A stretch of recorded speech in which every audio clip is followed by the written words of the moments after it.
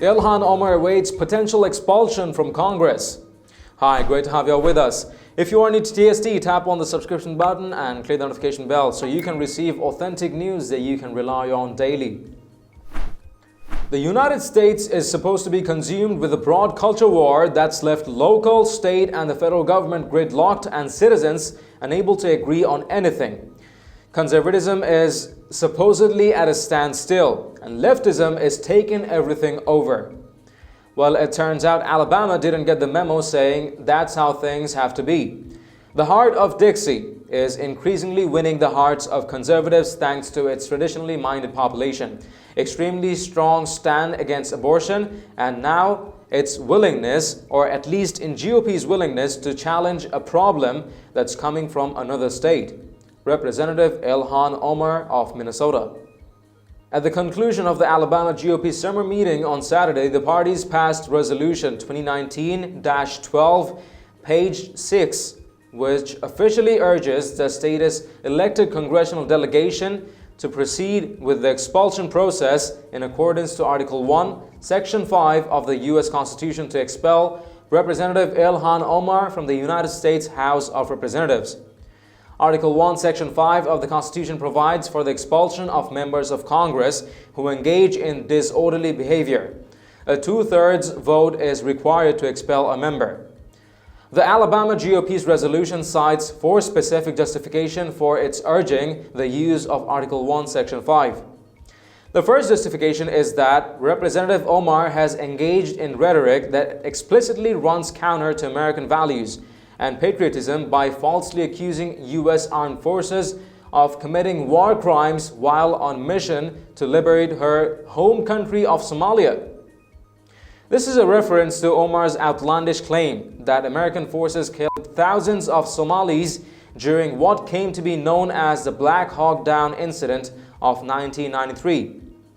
We should note that the U.S. was present in Somalia to save Omar's people from abuse and starvation at the hands of warlords. U.S. troops were literally the good guys, but Omar has no interest in giving them credit. The second justification refers to Omar's dismissing that 9/11 terror attacks waged by radical Islam on the World Trade Center by stating some people did something. While Democrats tried to defend her, there was ultimately no credible defense for such a cold, dismissive, almost derisive reference to the worst attack on American soil in history. The third justification recalls when Omar sympathized with a convicted terrorist and member of the Islamic State of Iraq and Syria by advocating a U.S. district judge for sentencing leniency. That advocacy is captured in a piece she wrote to the judge. Incarcerating 20-year-old men for 30 or 40 years is essentially a life sentence.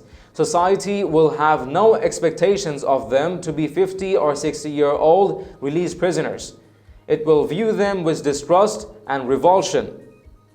Such punitive measures not only lack efficacy, they inevitably create an environment in which extremism can flourish, aligning with the presupposition of terrorist recruitment. The Alabama GOP's final justification states Omar has a disturbing record of using anti-Semitic language that includes alleging Jewish money is used to buy American influence regarding its policy toward Israel. Representative Omar is also a supporter of the anti-Israel boycott, divestment, and sanctions campaign. The Alabama GOP will doubtless receive a lot of attention for taking a stand against Omar, and the media's favorite pejoratives like controversial, extreme, and racist won't be far behind. For the Republicans, of course, not Omar. Sadly, it won't occur to anyone in the establishment media that the only things controversial, extreme, or racist in the resolution are the things Omar did.